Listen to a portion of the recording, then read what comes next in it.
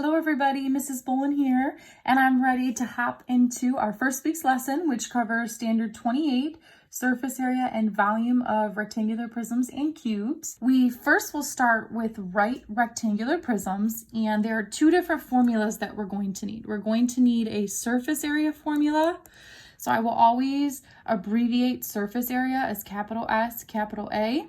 And then for volume formula, I will abbreviate that with capital V. So get used to seeing these shortened: surface area and volume. Before I jump into a formula, or before we start talking about this figure over here, I just want to talk about surface area and volume in a general sense. So up here in this top margin, I'm going to make a note that anytime I mention surface area, notice that root word area, which we talked about last trimester. Area is a flat surface covering something. So for surface area, the best visual I can give you without being in front of you is to say that it is like wrapping paper. You have some figure and you want to wrap all of the flat surfaces around it. Whereas volume, you're no longer wrapping it, now you want to fill it. So think of volume like you're filling a pool with water. So these are just helpful visuals. Surface area is flat wrapping paper going around a figure. Volume is you're filling the figure with, say, water. All right, let's talk about the formula for surface area first. To do that, I'm going to use this figure that's over on the side to help me. So if we look at this figure, sometimes it's helpful to use a highlighter or a pen to emphasize what we're looking at here. So when I look at this, there's going to be three different measurements that are going to be key that we're going to want to talk about. If we break this figure down a little bit, if we just look at the top piece to this right rectangular prism, and if I just wanted to find the area of this top piece, I learned last trimester to find area of a flat rectangle, I would just do length times width, or you could say base times height. I'm going to call it length times width. So I'm going to label it length times width if I was just finding it for the top. But I don't just have a top, I have an identical bottom. So if I just wanted area of the top, it would be length times width. But there's also a bottom that would be length times width. So that would be two of them. So I have two length times width. But I don't just have a top and bottom to my figure. I also have a left and a right side. So if I wanted to look at this left side to my right rectangular prism, I have a width going across the top, and then I can call this my height of the figure. But again, I don't just have a left side, I have a right side as well. So I'll have two, and I'll say width times height. And then I am forgetting that I also have a front and a back. So I have to add that on at the end as well. So if I was trying to find the dimension of just the front here of my right rectangular prism, I would do length times height, and I would have to do it again for the back. So 2 length times height. So this is the formula. You can think of it because there are 6 sides to a right rectangular prism, and there's always 2 identical, either top and bottom, left and right, front or back. So this formula you will always have written in front of you to help you: 2 length times width plus 2 width times height plus 2 length times height. So this is the formula we will use for any rectangular prism. For volume, now imagine that I want to fill this figure with water. So for volume, you're using 3 different dimensions: length, width, and height, and you are multiplying all 3 of them together: length times width times height. So those are your formulas. Another key piece is that you will always have to use units. Just like last trimester when we found area and perimeter of figures and we use units there, you will have to use units for surface area and volume. So for surface area, just think of what were your units for area. And we learned last trimester that our units for area are always going to be units squared. For volume, This is where you're really thinking in 3 dimensions. You're no longer looking at 2 dimensions. Here we're doing length times a width times a height. This is when we get a unit of units cubed, or units to the 3rd power. So this is where we will use this cubed button in our calculator, not necessarily for rectangular prisms, but when we get to cubes, we will be using a cube button to take care of this units cubed. All right, you've got your formulas. Here's what we will use to help us with examples A and B. So for example A, we have to find both surface area and volume. So the first thing that you should do is be able to identify the different parts in your figure. So when I look at this, sometimes it's helpful to kind of use color, but I see that I have a length, a width, and a height. The way I labeled this does not mean that you have to label it that way as well. You could have looked at this figure in a different way, and you could have identified a different side as the length than me. I said the length is 3 inches, but you could have certainly picked a different dimension. One helpful tip is when you are going to label these, if you start labeling and you go in order around the figure, you will be fine. You will be labeling them in order. So I identified length, width, and height. So now I just plug them into my surface area formula, which I have above. I do 2 length times width. So 2, I'll put parentheses because that's multiplication. My length is 3 times my width, which is 3, plus 2 width times height. 2, my width we said is 3, my height is 1. Makes it kind of nice when you're multiplying by 1. And then we do have one more piece here, plus 2 times, and I have to do length times height. So my length is 3, my height is 1. So there's me writing out all my steps, but I do need to come up with a final answer for surface area. And this is where you can chunk this up if you would like, or you can use your calculator.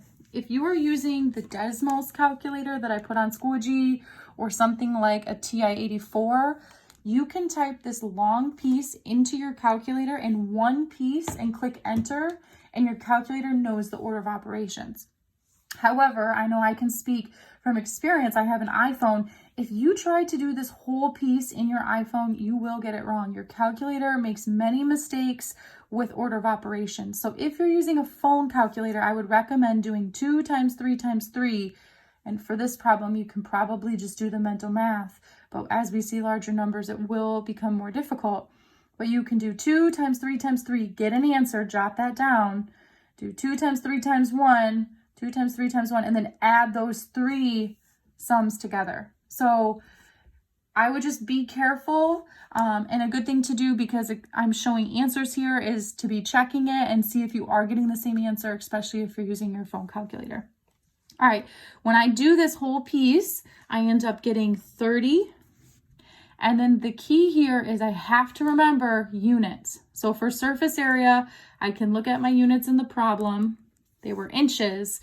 And think back to area from last trimester. Anytime you find area, it's always units squared. So I have my surface area is 30 inches squared. So I'm halfway done. I now need to find my volume. So my volume, if I look at my formula, I do length times width times height. So my length is 3, my width is 3, my height is 1.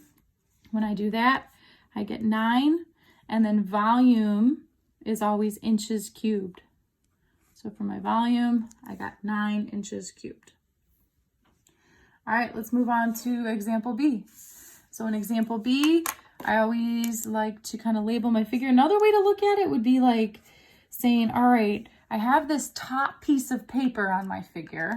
So like think of this as like a ream of paper. So I have length times width. This is my top piece of paper.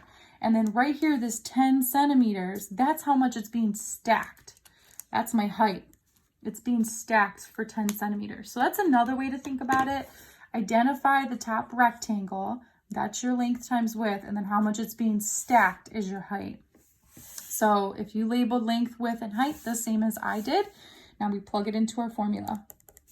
So surface area equals 2 times our length, which is 12, times our width, which is 9, plus 2 times our width, which is 9, times our height, which is 10, and then our last piece, plus 2 times my length, which is 12, and my height, which is 10.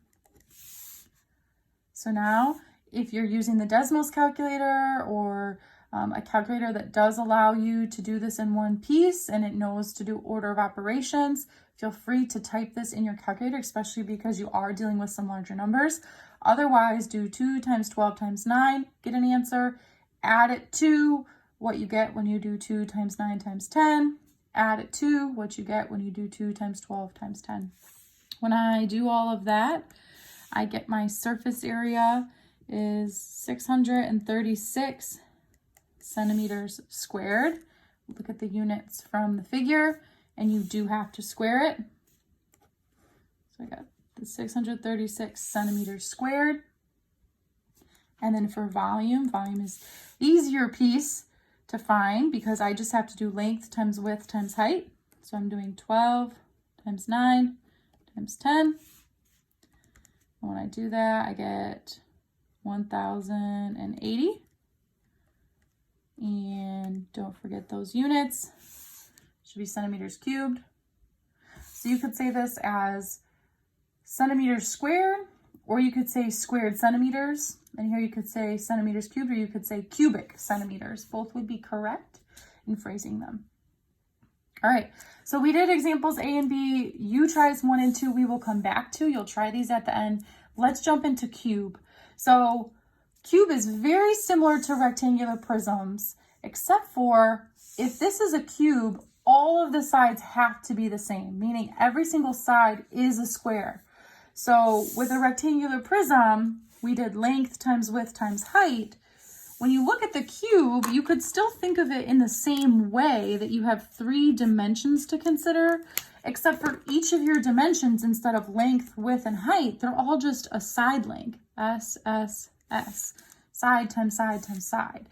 Now, every side length on this cube has to be the same measurement. So when we come up with formulas, we still have a surface area formula and a volume formula to come up with. For surface area, we could break it down thinking of it in the same way. If I just want to find the area of this top square, I would do side times side, or side times side is side squared. But I don't just have one square, there are really 6 squares forming this cube. So I would have 6s squared, or 6s times s. And then for volume, before we did length times width times height, except for now, all of these are the same measurement, side times side times side. So you're doing side times side times side, or it's side to the cubed, side to the 3rd power. All right, so here are your formulas. 6s squared for surface area if I want to wrap this cube, and for volume I would do s cubed if I want to fill this cube with water. All right, when we get to example C, you can tell it's a cube now because all of the measurements on the figure are the same, meaning my s is 12. No matter what, my side length is 12. So I can plug 12 into my formulas. So for surface area, I do 6 times my side length squared. So 6 times 12 squared. You can go to your calculator and do, if you're using a calculator like me or like Desmos, you can type it just as you see it. If you're using your phone calculator, you have to think of the order of operations. So you need to do 12 squared, which is 144, and then you have to times it by 6. If you think back to Algebra 1, order of operations, you have to do exponents first before you do multiplication. So when we do this one, we should get 864. Look at your figure, yards, and it should be squared because it's surface area. And then for volume, our formula tells us we just take the side length and we cube it. So we do 12 cubed. I will show you this one because I know last trimester we did plenty with squaring things, but we may not have done as much with cubing things. I'm trying to do 12 cubed or 12 to the third power. So you can use the caret button if you're using a calculator similar to me. This caret button to raise it, and then it moves your cursor up and it's blinking. I'm doing 12 raised to type of 3. So I'm raising 12 to the third power. Or another quick way to do this, 12 to the third power simply means 12 times 12 times 12. So here are two different ways of doing the same calculation. If you don't have the ability to raise something to the third power in your calculator, say on your phone, you can do 12 times 12 times 12, or feel free to use that Desmos calculator that I shared with you. But oops, either way, you can see you do get the same answer. All right, so for that one, I get 1,728 yards cubed. All right, last example. So example D, I can tell this is a cube because all of my side lengths are the same. My side lengths are 7. So I can plug 7 into both of my formulas up here for surface area and volume. So for surface area, I do 6 times my S, which is 7 squared, meaning thinking of order of operations, I really do 7 squared or 7 times 7, and then I multiply it by 6. So when you do that, and you can double check that you're able to do this in your calculator, I get 294 yards squared. Again, don't forget units. And then for volume, I take my side length and I cube it. So my side length was 7, so I'm doing 7 cubed. So I get 343 yards cubed. Those are my two answers. So at this time, I've done 4 different examples, and you'll notice that I have 4, and if you've had me before, you know I call them you-try problems. So you have 1, 2, 3, 4 you-try problems to do. So at this time, I would recommend take a moment, pause the video, try these 4 problems really quickly, and then go ahead and click play, and I'll have the answers pop up for you. So go ahead, pause the video, and give these 4 a try. All right, everybody, let's see how you did. So here are answers for you-try 1. I had 236 squared centimeters for my surface area and 240 cubic centimeters for my volume. For you-try 2, I had 440 squared inches for my surface area and 600 cubic inches for my volume. And then for my cube problems, for you-try 3, I had 96 squared kilometers for my surface area and 64 cubic kilometers for my volume. And then lastly, for you-try 4, I had 216 actually for both of my answers. So my surface area and my volume was 216 inches squared or inches cubed. I'll point out here that in you-try 4, surface area and volume were the same. In you-try 3, my surface area was more. But if you look at you-try 2, my surface area was less. So with surface area and volume, don't ever assume that one or the other will be greater or less than the other. It just depends on the dimensions of your figure. It depends on the scale, the size that we're talking.